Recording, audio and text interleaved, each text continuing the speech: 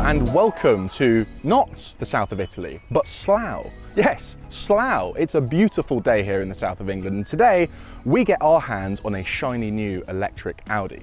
But before I introduce you to it, let me just refresh your memory as to the electric Audis we've had so far. First, there was the E-Tron. This thing, big, luxurious, mid-sized SUV, unveiled in 2018. It's all right. Didn't set my trousers on fire though. Then, a couple of years later, we had the magnificent E-Tron GT. There isn't one. There isn't one here today, but just imagine there is. Unbelievably fast, incredibly beautiful, super GT car, somehow better looking than the Taycan with which it shares its underbits. Now, what I would love to see from the third electric Audi is something that somehow combines the charm and the style of the E-Tron GT with the practicality of the E-Tron, preferably while costing quite a lot less than both of them.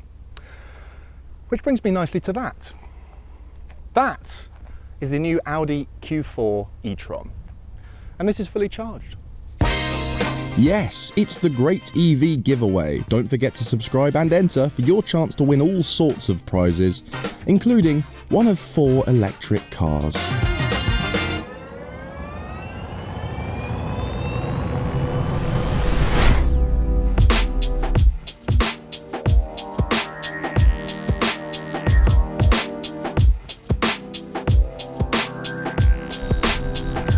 Now, before we get into the nitty-gritty of the Q4 e-tron, I just want to clear one thing up for the sake of avoiding confusion. The name. What is going on with the e-tron badge? Because we've had the e-tron, and then we had the e-tron GT, and now we've got the Q4 e-tron. Is it a prefix or a suffix? That'd be like if I had 3 children and I named the first one Jack Scarlet, the second one Scarlet Jack, and the third one just Jack. Anyway, I digress. Audi Q4 e-tron, what is it? Well, according to Audi, this is the cheaper, smaller, more city-friendly SUV that will sit underneath the big posh e-tron. It's not a replacement for the e-tron, it's not a rival for the e-tron, it's a cheaper, smaller alternative. That is what Audi will tell you. But just between us mates, I have a sneaking suspicion that shortly after deliveries begin on this thing, Audi might just very quietly and when no one's looking, take the e-tron round the back of the shed and because, and I say this having driven this car all of half an hour, this isn't just a cheaper alternative. It might just be a better electric car outright. And that is largely due to one big fat difference between this and the old e-tron. So then, what is this big, huge, honking difference between this thing and the e-tron? Well, it's actually not anything that you can see, it's the platform that the car is built on. You see, the original e-tron was built on top of a platform designed for ICE cars, and like all EVs made that way, you could sort of tell it just felt a bit afterthoughty. It's a bit like if someone challenged you to design and build a toasty maker, but instead of starting from scratch, they gave you a toaster as a starting point.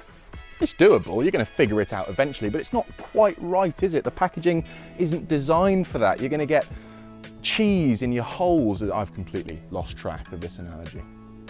But now I'm hungry. The point is, this new Q4 e-tron, this is built using VW Group's bespoke EV architecture, the MEB platform, the same one that underpins the ID3, ID4, Skoda Enyaq, and incoming Cupra Born. And as we know, EVs built this way from the ground up to be electric, they're just better. Anyway, we'll get into the particulars of that in a moment. First of all, let me take you on a little tour of the design of this thing, because it's quite a good looking car, isn't it? Beginning at the front, well, there's no grille needed anymore because electric, but the big open mouth grille's always been an Audi staple, so it sort of remains in a bluff type way. It's a grille, but it's not a grille.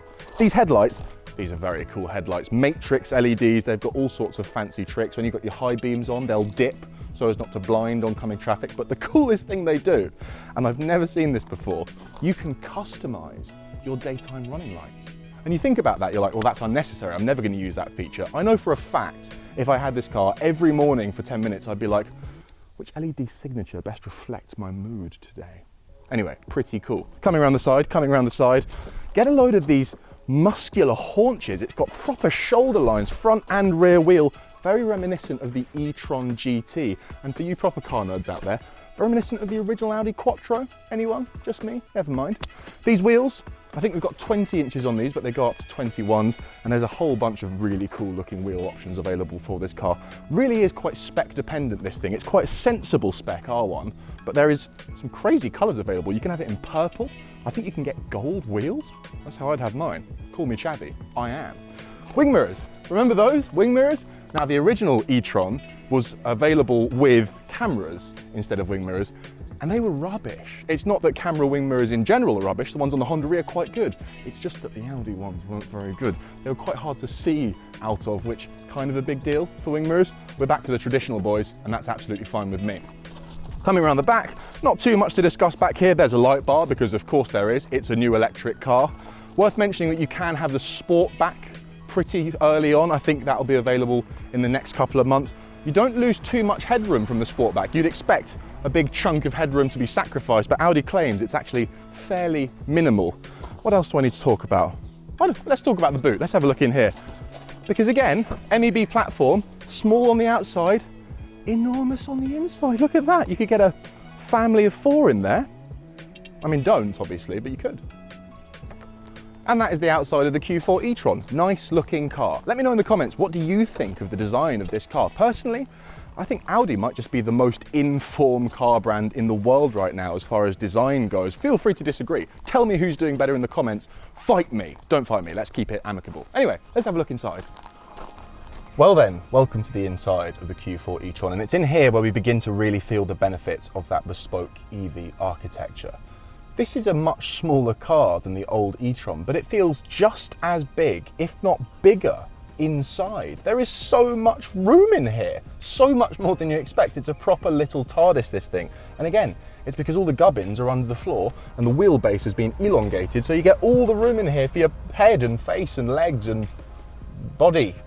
It's wonderful, it's so roomy. I've rented flats that were smaller than this before. Bit surprised that Audi have decided to go with a sort of transmission tunnel, as it were, to separate the driver and passenger footwell. Don't need that because it's an EV, there's no transmission. It would have been kind of nice if this was maybe floating and we could just have room here to, you know, play footsie with your passenger, but never mind. I think Audi likes the cockpit feel, and that's what they've gone for here.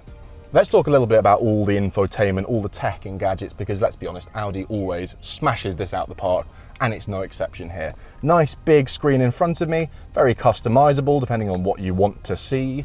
Infotainment screen in the middle, really responsive, super crisp and easy to use, and unlike every other MEB car so far, I'm so happy about this. It doesn't have those infernal buttons here for the climate control and volume that you have to caress in order to turn your heated seat up. They're an absolute nightmare, and I'm so grateful not to see them. Instead, look, buttons, and they click. Oh, I'm so happy to see that. And because it's an Audi, everything you touch just feels expensive. The material quality, the feel and click of every button, every material that you touch just feels premium. It feels like someone's put a lot of thought into it. I know that some people have been concerned by the idea that in the future, when all cars share the same platforms, they'll all look and feel the same. I think this thing is rolling proof that that's not the case. If you got out of an ID3 and into one of these, it doesn't even feel like the same type of vehicle. One more thing, because I'm not done hyping about just how roomy it is in here. Again, 6'5", seats in my position, compact SUV. Come on, come on. It's like, it's huge in here. This is nice too. A couple of little USB-C ports for the kids to charge their iPads with, climate controls. Charming. Should we see what it's like to drive?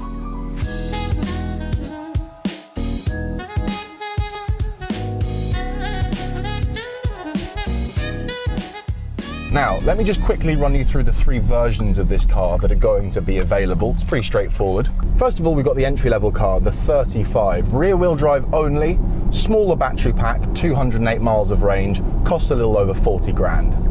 Not many people are going to buy that one because for about 4 grand more, you can have this one, the 40. Now this has got a bigger battery pack, which offers about 316 miles of range, that's WLTP. And it's got a little bit more performance, and it's still rear-wheel drive only. unusual for an Audi.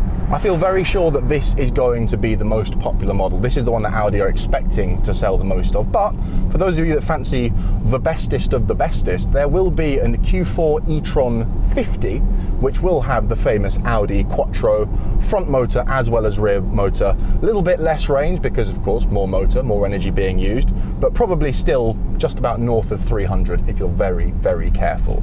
There was a technical presentation for this car before we drove off this morning. There usually is at these press events, and usually they're really boring. But there was a very interesting fact in this one this morning, which has really struck me. Audi is aiming for this car to be its second best-selling model by the end of next year. That is how serious they are about this thing. This isn't any proof of concept. This is the real deal. This is Audi going all in on electrification. So it better be good to drive, hadn't it? So how is it to drive? Well, feels fairly familiar to the other MEB platform cars that I've driven. Obviously, we're a bit higher off the ground than we would be in, say, an ID3. So a bit more suspension, a little bit more squish, which is very nice. Irons out bumps in the road. Nice, smooth, comfortable ride. Really big fan of this steering wheel. This is a new design for this car. We'll see it on other Audi models soon. Sort of hexagonal, flat bottom and top. Just really nice to hold, nice to use. Slightly less sure about these touchscreeny buttons on the wheel, which are a tiny bit fiddly. Would have liked to maybe see some physical buttons like we've got down here. Never mind. Truthfully, despite its muscular exterior and sporty looking wheel, it's not an especially sporty car to drive. I've fiddled around in all the different modes. I think comfort is where it feels most at home. It's got a little bit of poke, plenty for gapping trucks with skips on them, like this one in front of me, which I'm about to have on toast. But it's definitely a car that prioritises ease of use and comfort over any kind of dynamism. One thing I am very much enjoying is the heads-up display. You've just got so much information in front of you, but really all you need is being projected onto the windscreen in front of you. And this is the augmented reality version. So not only do I have my speed and my cruise control info there, but when I have navigation on, an arrow will appear where my exit is to direct me to it. When I have cruise control on, there's a little green line underneath the car in front just to let me know the car is tracking its position. It's pretty remarkable, to be honest. I remember seeing the videos of it in the advertising for the ID3 and thinking, that's never going to work. But it do. One thing I am quite grateful for relative to the old E-Tron, quite good visibility in here as well. I can't really see where the bonnet ends, but it's fairly short and stubby, so it's down there somewhere. But the one I'm really grateful for is I can actually see the rear quarter of the car out of my wing mirrors. This was my huge beef with the old E-Tron, particularly with those gimmicky camera wing mirrors. Parallel parking the thing was an absolute nightmare. I had to get my housemate in, like I was landing a jumbo jet, you know, signal me into the spot, because you just have no idea where the back corner of the car is in the old E-Tron. Let's have a look at this MEB turning circle. Oh, that is very impressive. It's fun. It's fun, a really tight turning circle. That's another benefit of the MEB platform, my friends. Lots of cabin space, tight turning circle, and then of course the big one, price. This is just objectively a better way of making electric cars. And yes, granted, as a manufacturer, you're going to have to swallow a couple of nasty costs up front. VW spent over £1 billion converting its Zwickau factory into a carbon neutral EV only factory.